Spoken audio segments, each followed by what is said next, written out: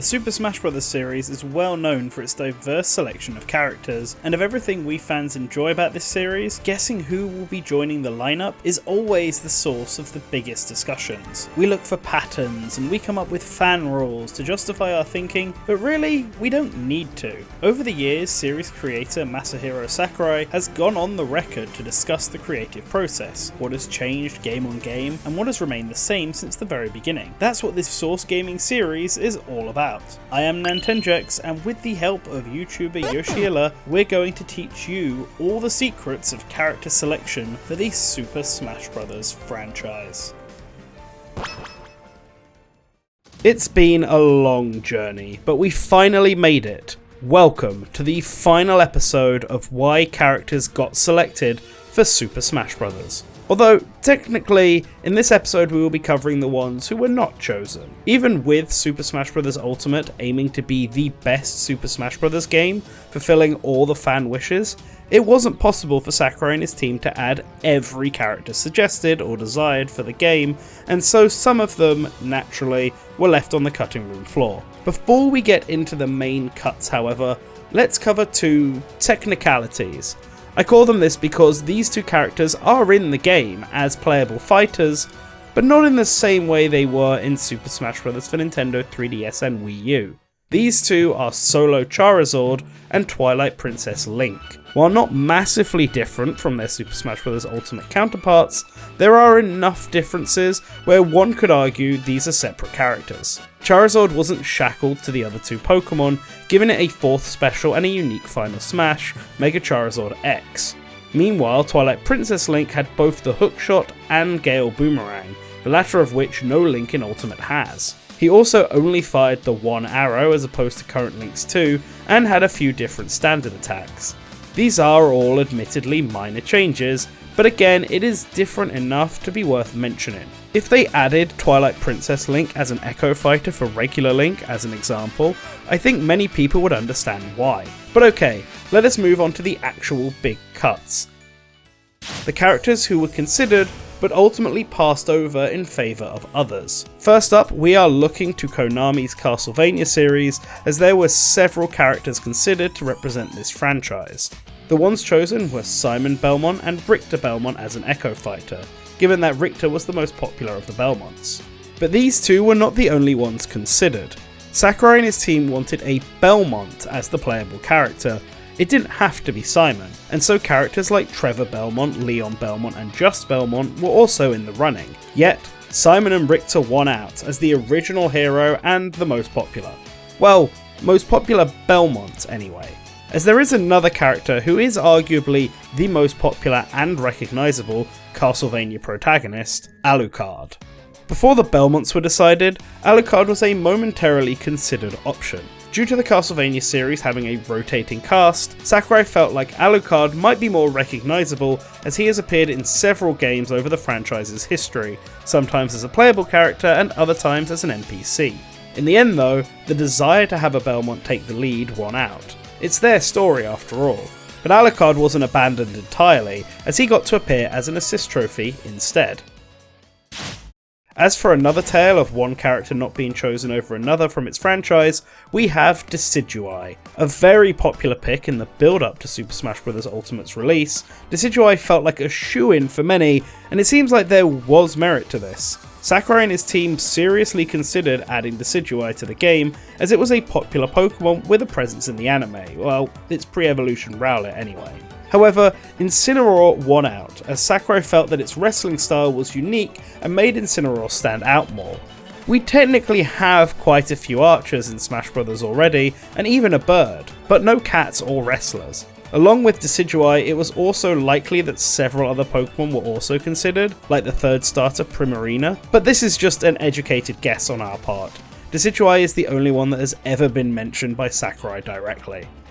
Ending off the base roster cuts, we have two more characters, or, well, two ideas for characters. ARMS was briefly considered to get a rep in the base roster, and Xenoblade was being considered to get a second rep, specifically from Xenoblade Chronicles 2. The reason these were ultimately passed over ended up being due to bad timing. See, the roster for Super Smash Bros. Ultimate was finalised around December 15th, 2015, as DLC for Super Smash Bros. 4 was being wrapped up. We know this because this is the date that Ultimate's design document was completed, and, as is tradition at this point, the roster is never updated post this, save for maybe a few last minute Echo Fighters. Just like in Super Smash Bros. 4, a slot was left open for an upcoming Pokemon, as that is something that is guaranteed to happen. But a new Xenoblade game or a new IP entirely? That is less concrete. It should be noted, however, that when deciding the roster, Sakurai was given a glimpse of several upcoming Nintendo games, and both ARMS and Xenoblade Chronicles 2 were amongst them. But they were so early in development that it was hard to really pass if they would even release in time for Ultimate, and if fans would even like them. This is also why both games got content in the base game for Ultimate, an assist trophy for ARMS and a Mii costume for Xenoblade Chronicles 2, and ultimately why both games got a character in the DLC. That was decided after both games released, and Sakurai could see the fan demand for them. And both of these games had specific cut characters, so let's transition now into the DLC fighters that didn't quite make the passes, starting with ARMS. With Springman already an assist trophy, he was not considered as a DLC fighter, as far as we know anyway. While I'm sure Sakurai and his team looked at the whole roster, the only two up for consideration were Min Min and Ninjara. Both were popular characters, and Ninjara was actually Sakurai's personal favourite. But the reason Min Min was chosen was at the request of the series producer Kosuke Yabuki, and Sakurai always takes the series creator's feelings into account over his own. That said, Ninjara did get a Mii costume alongside Min Min, so in a way he was also made playable. Then for Xenoblade Chronicles 2, Rex was strongly considered to be the playable character. This shouldn't surprise anyone as he is the protagonist alongside Pyra, and their idea was to have both Rex and Pyra fight together, just as they would in their home game. Unfortunately, this ended up not being technically feasible, at least not without making drastic cuts. Now, they did just consider having Rex, likely with Pyra showing up in a purely aesthetic role, but then he would probably end up being too similar to Shulk, and the DLC wanted to provide new experiences. On top of that, Pyra was the more popular of the two. Most fan requests were mainly for Pyra, with many assuming Rex would just come along through association. So if Sakurai and his team were to just pick one, they may as well make it Pyra, and Mythra as well. After all, in game canon, Pyra and Mythra don't need Rex to be the one who fights. They can fight on their own. At least Rex got to appear for the final Smash and Taunts. Maybe he'll get his chance another day. As for the rest of the DLC cuts, we now turn to the third-party editions, as it wasn't always clear if these characters would be able to make it. With Dragon Quest specifically, the rights are kind of funky, and both Sakurai and Nintendo weren't sure if they would be able to get Hero at all. A Dragon Quest rep is something both had wanted in previous Super Smash Bros. Games, and this time they were going to make sure it happened. So, while they gunned for Hero, Sakurai also began considering the iconic Slime as a backup option. Luckily for them, Square Enix and Yuji Horii were very open to having Hero in Super Smash Bros., and so Slime wasn't needed, although they did get a Mii hat and a cameo in Hero's taunts and stage. As for Hero themselves, in the final game we ended up with 4 heroes, 3, 4, 8 and 11. But at one point Sakurai considered having 8 different heroes instead of just the 4. This didn't work out, mainly because not every Dragon Quest protagonist shares the same build. Choices like 9 and 7 are canonically too small. So instead, the choice was made to have it just be the protagonists of 3 and 11, with 3 as the default, although this would change to help promote the upcoming remaster of Dragon Quest XI on Switch. But then, Yuji Horii allowed Sakurai and his team to double the number of heroes from 2 to 4, and so a few more heroes were considered. In the end, 8 and 4 won out, beating out 5 and 1 specifically. 5 was cut due to their default weapon being a staff as opposed to a sword and shield. They just didn't fit the moveset, and 1 was denied because they lacked a unified design. 1 is just a bit too generic and has changed designs several times. Poor 2 and 6 didn't even get considered, and 10 had no chance really given all the variations they can have.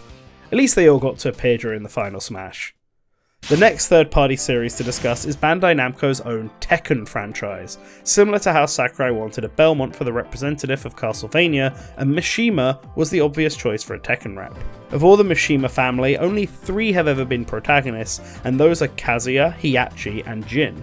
While Heihachi was previously considered by Sakurai during Super Smash Bros. 4, Kazuya ultimately won out, and that was thanks to his mastery of both the Mishima fighting style and the Devil Gene, an iconic and recurring element of the Tekken series. Heihachi only has access to the former, and while Jin has technically used both, from Tekken 4 onwards he stopped using the Mishima fighting style altogether and developed his own techniques. He also doesn't have control over the Devil Gene, hence why Devil Jin and regular Jin are separate characters in Tekken, while Kazuya and Devil Kazuya are one and the same. And now we are at the last cut character, and this one is a bit complicated to explain. For all intent and purpose, it is this game's equivalent to Brawl's Pra and Mai, a character the community just can't decide on. If you don't remember who Pra and Mai are, go back and watch the Brawl video in this series, it will explain everything. This time around though, the character is called Jane, and all we really know is that they are from the Persona series. How do we know this? Because the character's data was found alongside Joker's within his own data in fact. Discovered by Dr. Hypercake, they were able to extract extra text data that was left over following code compiling. It was a bug that has since been patched out, but was present when Joker launched, and the data discovered was this string. So let's break down what exactly this long string of code means. Jack is in reference to Joker. Each of the DLC characters were given nicknames in order to keep their identity a secret, in case of sneaky data miners, and Jack was Joker's nickname. Then, the 6 and CO6 part of the code that follows refers to Joker's 7th ult, the first of his school uniform outfits. Then, moving down the code, we get to Jane 1 Pony Hair System Shape 2, and this is the only time Jane is referenced.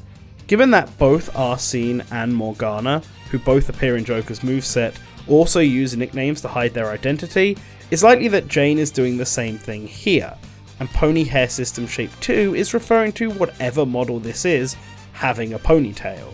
So here we have another character from Persona 5 with a ponytail, and out of every character in that game, only one fits the bill, Kasumi Yoshizawa from Persona 5 Royale. Excluding the Strikers originals, Kasumi is the only Phantom Thief to lack a cameo in Ultimate, and we know Sakurai had access to Persona 5 Royale while developing Joker, as the character's grappling hook from that game appears in Smash. There is no doubt in our minds that the character being referenced here is Kasumi, but the context is a bit more debatable. When it was first discovered, the leading theory was that Kasumi was planned as an Echo Fighter or alternative costume to Joker that was replaced with his school uniform. Jane 1 sort of implies that this is the second ult for Jane, as the first should be Jane 0, meaning she would possibly have colour changes. However, when Royal came out, fans quickly realised that despite how similar Kasumi's outfit was to Joker's, she wouldn't really work as an Echo Fighter or costume, as the proportions weren't correct, and it was likely that Sakurai would be aware of this. The other option then is that Kasumi, much like Morgana, would have appeared in Joker's moveset in a cameo role like a taunt. This one seems more likely in hindsight, although it does beg the question of why it was cut. Joker in Smash was released very shortly after Persona 5 Royal was even revealed, so perhaps it was just too early for Atlus to want to reveal anything about Kasumi to fans at this point, so they personally requested her removal. Or it could have just been an early idea that didn't work properly in practice. After all, unlike Morgana, who is small, Kasumi is around the same size as Joker, and having her just pop in randomly could have looked awkward, although that didn't stop Rex in Pyra's moveset. Regardless of what the reason ultimately would be, it does seem like Kasumi was planned to appear in some way, so it needed to be mentioned here. And with that, it's over. We've done it. Over this whole series, we have covered every single character who made it into Super Smash Bros., and every character who was considered and dropped, regardless of how serious the suggestion was.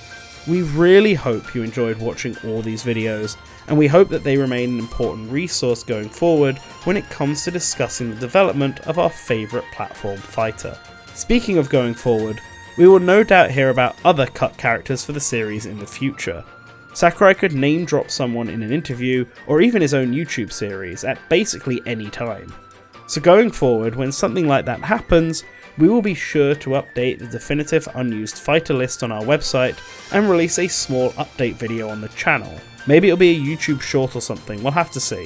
A super awesome special shout out to our good friend Yoshiela, who has been the video editor for this entire series. He went above and beyond for these videos, and they wouldn't exist without him, so make sure you check out his YouTube channel and Twitter to see the rest of his work. And as always, a special thank you to all of our wonderful patrons, who are on screen right now. You can join this amazing roster of awesome people by checking out the link to our Patreon in the description below. Or you can always remain as an assist trophy. All you have to do is like the video, subscribe, share, and leave a comment. The stuff YouTube requires of us to help us grow. Better to be an assist than a cut character on the show floor, right? With that, thank you for watching. We have a lot more Super Smash Bros. Content planned, so make sure you always remember to return to the source.